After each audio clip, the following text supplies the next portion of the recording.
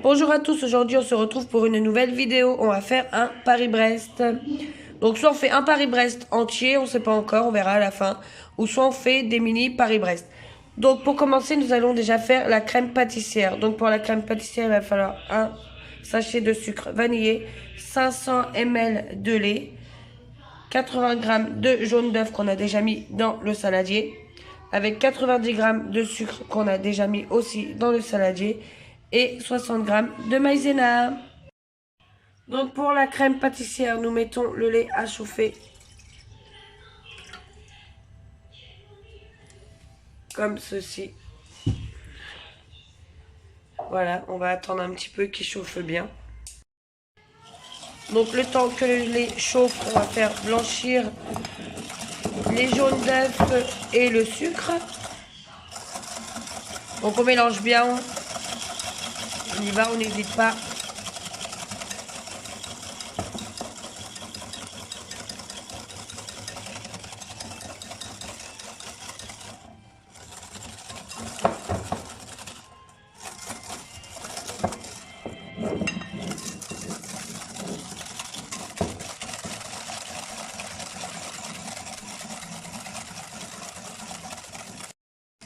Donc, une fois que ça a bien blanchi, on va rajouter la maïzena. On évite d'en mettre à côté. Ça va dans le saladier normalement.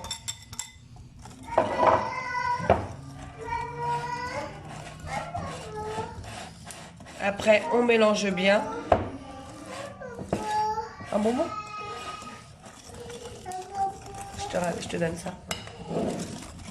Donc voilà, comme ça vous voyez la texture que ça donne. Donc notre lait est bien chaud. Nous allons le mettre dans la garniture des œufs, maïzena et sucre. On va le mettre tout doucement parce que sinon ça peut nous cuire nos œufs même si ça a été déjà mélangé.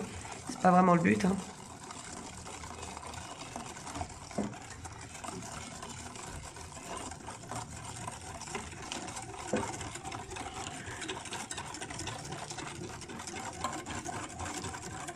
Donc voilà, on finit de le mettre et je reviens. Donc une fois le tout bien mélangé, on remet dans la casserole.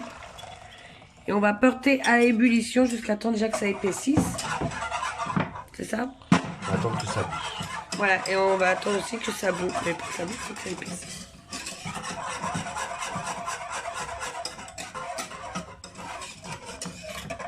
Donc voilà, on va attendre un petit peu que ça boue et je vais vous faire voir ce que ça donne. Donc là, comme vous pouvez le constater, ça épaissit bien. Voilà. Donc notre crème pâtissière prend forme. Alors là, ça commence à bouillir, comme vous voyez. Ça commence à faire des petites bulles. Il faut rester 2 minutes sur le feu. Tout en mélangeant bien. Donc notre crème pâtissière est maintenant terminée. On va la mettre dans un plat pendant 1 heure au frigo. Donc un plat assez large pour pouvoir bien la disposer, qu'elle refroidisse correctement. Parce qu'en fait, il faut qu'elle refroidisse 1 heure. Donc voilà, on va la mettre comme ceci. Peut-être la mettre au bord de la fenêtre ou quelque chose comme ça. Histoire de dire, elle va bien refroidir. Donc voilà, crème pâtissière terminée, on attaque autre chose. Donc maintenant, on va commencer la pâte à choux. Donc on a déjà mis l'eau et le beurre. Donc dans une casserole évidemment. Donc pour la pâte à choux, il faut 250 ml d'eau, millilitres, 100 g de beurre, 5 g de sel et 155 g de farine et 6 œufs. Donc comme vous le constatez, on a mis l'eau et le beurre. On va aller faire chauffer tout ça. Ah, et on met le sel. Donc là, on les a mis sur le feu. On va attendre vraiment que tout chauffe bien, le beurre fonde et que l'eau et les beurres se mélangent bien. Et après, on mettra la farine. Donc comme vous constatez, là, le tout est en train... Donc l'eau est en train de bouillir, le beurre est bien en train de fondre. On va attendre encore un petit peu, il faut vraiment que le tout soit bien fondu et que l'eau bout bien pour pouvoir mettre la farine. Donc ça y est, tout a bien fondu, ça bout bien. On met la farine et on mélange bien. On mélange, on mélange, on mélange.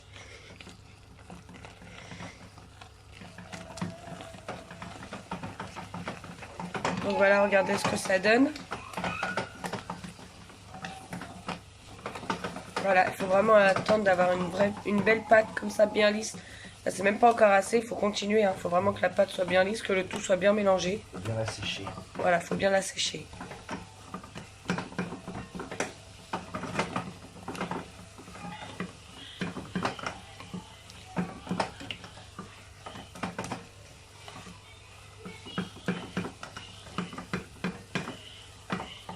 On continue.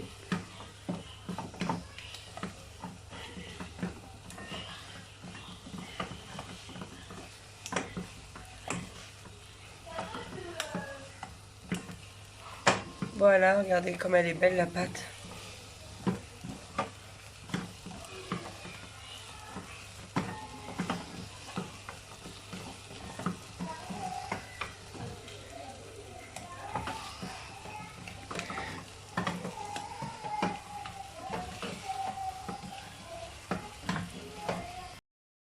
Voilà, là elle est vraiment belle, elle se décolle bien, il n'y a plus de morceaux, il n'y a plus rien, tout est vraiment beau, elle est belle. Donc c'est parti, on l'enlève du feu. Donc une fois enlevée du feu, on la met dans la cuve du robot.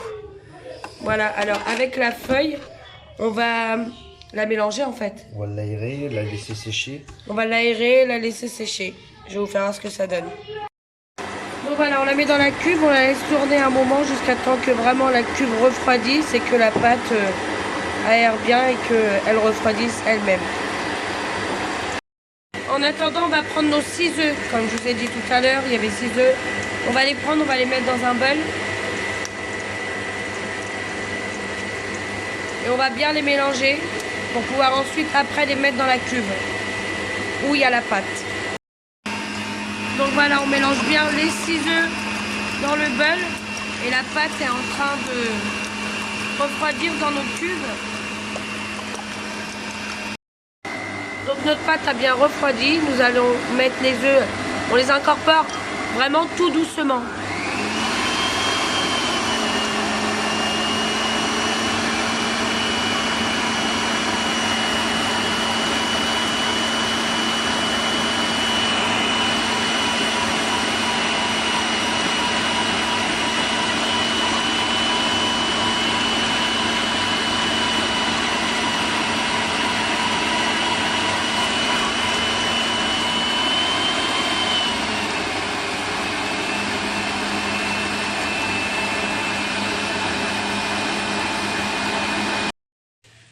Donc voilà, regardez ce que ça donne, elle est super belle.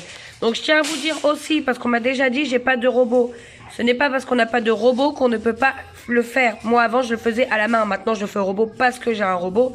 Mais à la main vous prenez une spatule, soit en bois pour mélanger le tout, ou en plastique. Voilà, et vous allez avoir la même chose, hein. C'est juste que maintenant pour nous ça va plus vite sachant qu'on a le robot. Donc la pâte à choux est maintenant terminée. On a pris une feuille de papier cuisson qu'on a mis sur une plaque. Après on a pris un cercle à pâtisserie. Moi j'appelle ça comme ça, après chacun l'appelle comme il veut. Voilà, j'ai pris ça pour avoir le diamètre de mon gâteau.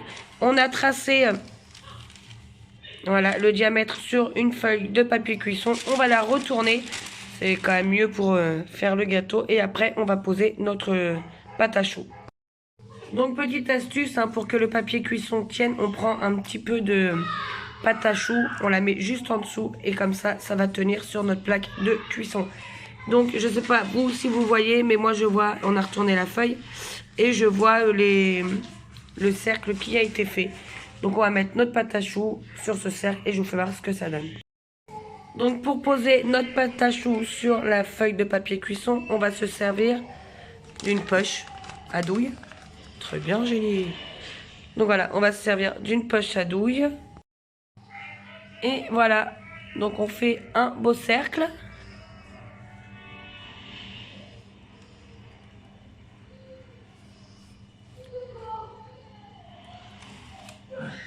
Je vous fais voir une fois qu'il est terminé. Donc, vous voyez ce que ça donne. Nous avons bientôt terminé notre premier cercle. Voilà. Après, on en fait un deuxième vraiment juste à côté. Collé à lui. Là, c'est beaucoup plus simple. Je vais recharger. On va recharger la poche. Donc, voilà, on continue. La poche a été rechargée. Donc, tout qu'on fait, bah, on en fait un gros directement, comme vous pouvez le constater. Et après, pour le troisième, regardez, on fait entre les deux, au-dessus, quoi. Je pense que vous voyez bien ce que je veux vous dire, ce que je vous montre. Voilà. Je laisse se finir. C'est bientôt fini. On a bientôt terminé la pâte à choux. Et il va falloir après la faire cuire. Et voilà, c'est fait. Donc, nous, on met rien dessus, mais il y en a qui mettent des amandes. Vous pouvez mettre ce que vous voulez, en fait. Nous, on met rien. On va juste mettre à la fin du sucre glace. Donc, la pâte à choux, 40 minutes à 180 degrés dans le four préchauffé avant, évidemment. Donc, voilà, notre pâte à choux a cuit. Donc, 40 minutes à 180 degrés. Maintenant, on va s'attaquer au reste. Donc maintenant, on va s'occuper à faire le pralin du Paris-Brest. Donc on va mettre nos noisettes au four, il faut les torréfier. Donc il faut exactement 125 g de noisettes. Voilà, nous on a pris ça comme paquet. Voilà, donc on va les mettre au four, combien de temps? 15 minutes, 160 degrés. 15 minutes à 160 degrés et après on revient. Maintenant, on a fait cuire les noisettes. Voilà ce que ça donne quand elles sont ressorties du four. On va les prendre dans un torchon propre. On va les mettre directement dedans pour pouvoir les éplucher. Ça va être plus simple. Donc voilà, on les a mis dans un torchon propre. On va bien les enrouler dedans, on va dire. On va frotter comme ça pour bien les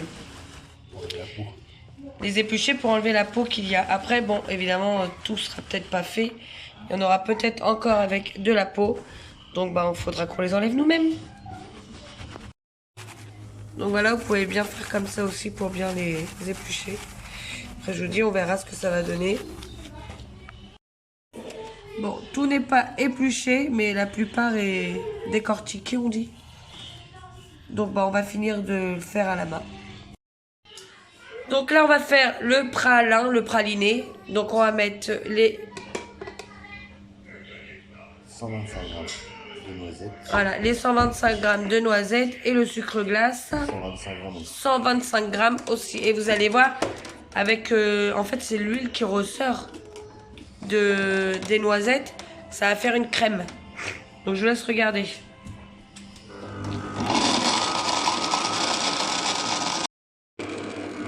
Donc, voilà ce que ça donne une fois que ça a été mis dans le blender. Si vous n'avez pas de blender, vous pouvez prendre un... Il y en a un tout seul. Comment ça s'appelle les ustensiles de cuisine que tu appuies juste au-dessus là? Un mixeur. Bah un mixeur, ouais voilà un mixeur en fait, on peut faire ça avec un mixeur. On peut toujours trouver une solution. Donc voilà, on n'a rien rajouté, vraiment on a mis le sucre glace et les noisettes cuites. Torréfiées, elles sont cuites, c'est pareil. Oh. Donc voilà ce que ça donne. Bah, maintenant on va les laisser là-dedans, puis on va s'occuper du reste. Donc là, je voulais vous faire voir la texture, ce que ça donne vraiment une fois que c'est fini. Voilà. Donc, à la fin, quand vous voyez que votre pâte est terminée, il faut que ce soit comme ça. Donc là, on arrive à la fin, on fait la crème pralinée. Donc, 250 g de beurre. On prend notre crème pâtissière et notre pralin qu'on vient de faire. On va mélanger le tout dans le robot. Donc, pour commencer, nous allons mettre notre crème pâtissière dans la cuve du robot. Avec le fouet. Avec le fouet, on va mélanger en fait pour la détendre.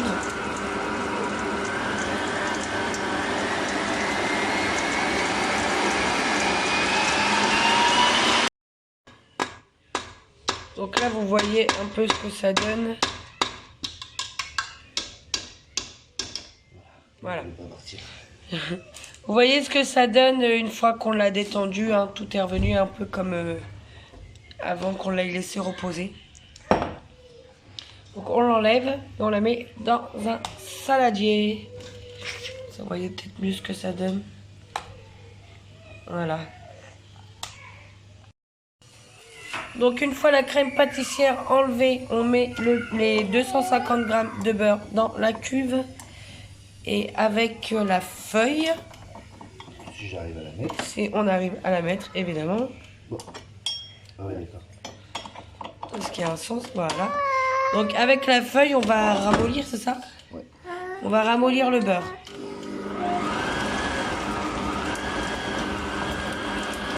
Donc maintenant notre beurre a bien ramolli. Petit à petit, on va rajouter la crème pâtissière. On va mélanger la crème pâtissière au beurre. Donc une fois que le beurre a bien été mélangé avec la crème pâtissière, on rajoute le pralin. Donc voilà, on a tout mis pour que tout se mélange ensemble.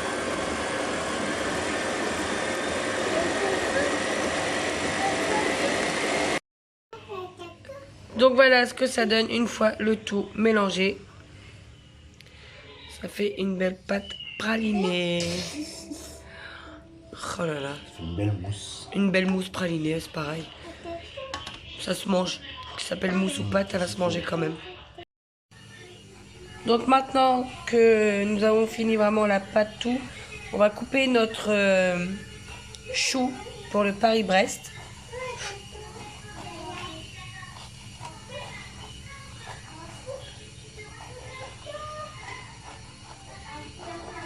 Donc on le coupe au milieu. Voilà ce que ça donne une fois que c'est coupé. Donc dans une poche à pâtisserie, on a mis la crème pralinée. Voilà, dans ceci. Et on va la monter comme cela dans notre pâte à choux. J'ai trop hâte de la manger.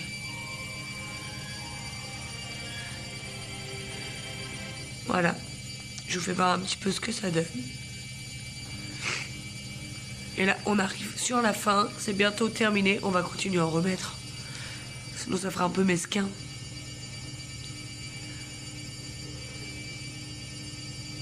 Waouh! Donc, je vous fais voir à la fin ce que ça donne. Donc, voilà maintenant ce que ça donne une fois avoir mis la crème pralinée dans notre chou. Donc on va mettre le chapeau au-dessus. Le chapeau. Ouais. Ouais. On essaie de trouver un peu le sens. Là, je crois. Nickel. Voilà, le chapeau est maintenant posé. Oh là là là là. Le chapeau. Et à la fin, voilà, on met le sucre glace sur le gâteau. Le gâteau va être bon, hein.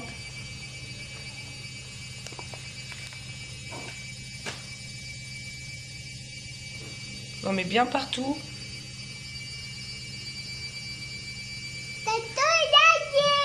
Ça y est, le gâteau. Ça y est, le gâteau il est fait. On a bien travaillé avec maman. Et voilà ce que ça donne. Notre gâteau est maintenant terminé. J'espère vraiment que cette recette vous aura plu. Oui, terminé. Alors on le pose correctement sur un beau plat. Voilà ce que ça donne. Donc maintenant notre gâteau, notre recette est terminée. J'espère qu'elle vous aura plu. Si c'est le cas, n'oubliez pas de partager, de liker, de vous abonner. En attendant, je vous fais tout plein de bisous pour une nouvelle vidéo. Bisous!